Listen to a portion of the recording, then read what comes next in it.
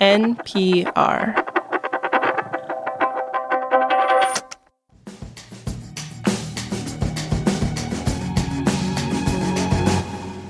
The US economy is a little paradoxical at the moment. Unemployment is relatively low, and yet people are saying it's a terrible time to find a job. The share market slumped in the first month of the war in Iran, and yet stocks are still way higher than a year ago. Americans are feeling glum about the economy, and yet labor productivity is up. It's times like this when it's helpful to get multiple perspectives. Like, how about two presidents of the Federal Reserve banking system? Regular listeners will know that there are 12 regional Fed banks around the country, and Austan Goolsbee leads the Chicago Fed.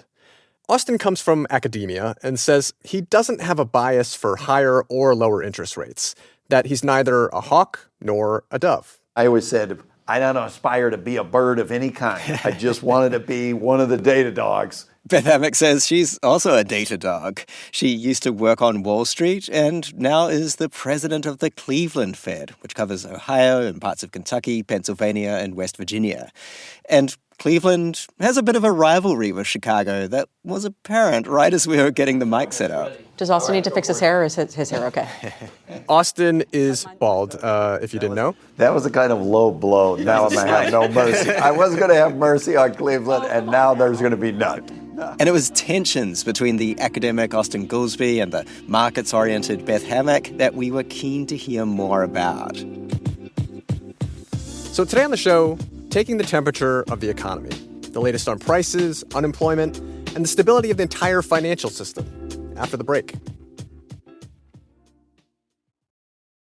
Support for NPR and the following message come from Edward Jones. What does it mean to live a rich life? Maybe it's full of brave first leaps, tearful goodbyes, and everything in between. And with over 100 years of experience, your Edward Jones financial advisor can help. Edward Jones, member SIPC. This message comes from LinkedIn. As a small business owner, you wear many hats. You're the owner, the marketer, the seller, the hirer. With LinkedIn, you have the tools to help you boost your visibility, find prospective customers, and find the best team for your small business, all in one place. So while LinkedIn can't hang up all of your hats, it makes it easier to wear them all. Learn more at linkedin.com/indicator show. This message comes from Dell. Dell PCs with Intel inside are built for the moments that matter. Like a big project that can't be interrupted by an update. With long-lasting battery life, you can stay focused on what matters. Built for you. Dell.com/Dell PCs. Beth Hammack, president of the Federal Reserve Bank of Cleveland, and Austan Goolsbee, president of the Federal Reserve Bank of Chicago. Welcome to the show. Yay, thank you for having us. Thanks for having us. So it's not every day that we get not just one, but two Fed Bank presidents to talk with. So I wanted to play a game. I'm going to bring up the three main parts of the economy the Fed looks at: inflation, jobs, and the financial system. And I'd like your assessment of what the outlook is: red, orange, yellow, or green. Red, the house is on fire, through to green, meaning everything's looking swell. Are you ready? Yes. I'm ready to go. All right, let's begin with prices. The Fed's goal is to have inflation at 2% a year. What color are we at with inflation? So just the color first, starting with Beth: red, orange, yellow, or green? I would say orange on prices. Okay, and Austan? Yeah, at least orange. Burnt orange. orange. With the chance of meatballs. You know, it hasn't been great. Okay, both in the orange range. Beth, can you talk about your rationale for that color? Yeah, inflation has been above our target for coming on 5 years. We've been trading closer to 3% than our objective of 2%. We made good progress by 2024, but for the past 2 years, it's been basically moving sideways. And so part of my assessment, and I'd agree with Austan, that it's definitely at the brighter, the more vibrant color orange. I don't know if that's burnt orange, burnt sienna. My Crayola box is a little bit old. And Austan, what's your rationale? I mean, just get in your car and look out the window, the price of gas here in Chicago. And that summarizes what everybody already knows, which is prices are up and they're not happy about it. We've been going the wrong way. And we started last year with a series of what I kept calling it stagflationary dust thrown in the air, where Stagflation is where both sides of what the Fed's supposed to be doing start getting worse at the same time. The prices start going up faster than 2% at the same time the job market's deteriorating. And I was optimistic that we would get back to this path to 2% inflation, but yikes, it's going from orange to red lately. We had tariffs increasing prices. That was supposed to go away, kind of didn't go away, and now we're at another stagflationary shock on top of it. With the oil shock right now. Yeah, there's a troubling moment. I'd like to turn to the second of the Fed's dual mandate, jobs. The Fed tries to keep unemployment low, also known as full employment. And I'll let you go first. Austan, what mood would your employment mood ring be right now? Yellow. I'd say yellow. And it's an unusual environment in the job market because there are some measures that the job market looks bad, objectively bad. The hiring rate is as low as it's been in years.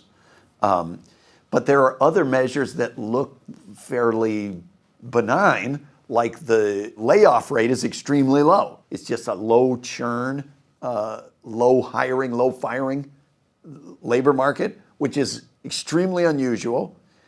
I think the thing that explains that is uncertainty. Periods of uncertainty, you tend to see businesses stop hiring, but also not let go of the people that they have. And we've had a lot of uncertainty, but it's mostly stable. And Beth, what's your color and why? Yeah, I would agree. I think we're in that yellow-green kind of area. Maybe a chartreuse. Chartreuse is a good color for it. Yeah, it's a good word for it. I'll go with chartreuse. I'm done with this conversation. We don't with Chicago Fed. We don't have chartreuse. It's actually, you know what? It's like the Diet Mountain Dew that President Birkin drinks at the FOMC. That's exactly the color it is. We got some weird people in our world. To me, the best indicator is really the unemployment rate, because with all the changes that we've had in immigration, it's hard to know what job creation should be to keep things steady. And the unemployment rate that I see right now is right around my estimates of maximum employment. I think we're just in that zip code. And so we'll see how that continues to play through. It is a fragile type of balance in that it is this low hiring, low firing environment. As the mother of 2 college-age kids, I definitely am hearing about how it's been difficult for new entrants into the workforce. But it does feel like there are still opportunities, there are still places. And I'd say from my district, the 4th district, what I hear more often when I'm out talking to employers is that they have a hard time finding the workers they need, particularly in places like the skilled trades or manufacturing. The other big sector of the economy the Fed takes a big share of responsibility for is financial stability. Beth Hammack, what color would you give for your assessment of the U.S. economy's financial stability? I would say we're generally green right now from a financial stability perspective. There are definitely pockets that I'm watching. Private credit is certainly one of them. But on the whole, I feel good about the state of the banking system. Market seems to be moving very well. Over the past month, you've seen financial conditions tighten a bit. That may be a little bit tricky for businesses as both interest rates have gone higher, equity prices have gone lower. But in general, I think from a financial stability perspective, I think the economy is in a good place. And Austan? I would split it in 2 ways. You said the financial system, and there is a part of the financial system that in our language is about payments and the plumbing of the financial system. And the Federal Reserve System literally runs $5 trillion of payments per day over its rails, wire transfers, direct deposit, stuff like that. On that, green, solid green, forest green, Amazon green, that's very stable.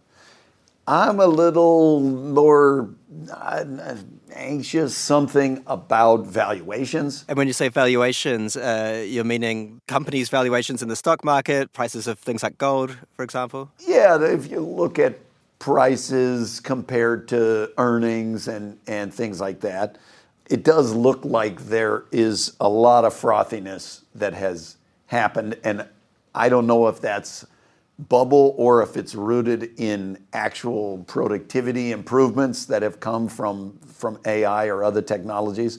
But having lived through a few of those cycles, the kind of asset bubble driven boom bust, they can end in tears. Got it. So forest green for the plumbing, and what color for that more general financial sector? Yeah, and maybe that's yellow. I don't know. Okay. You're never gonna hear me say the word chartreuse.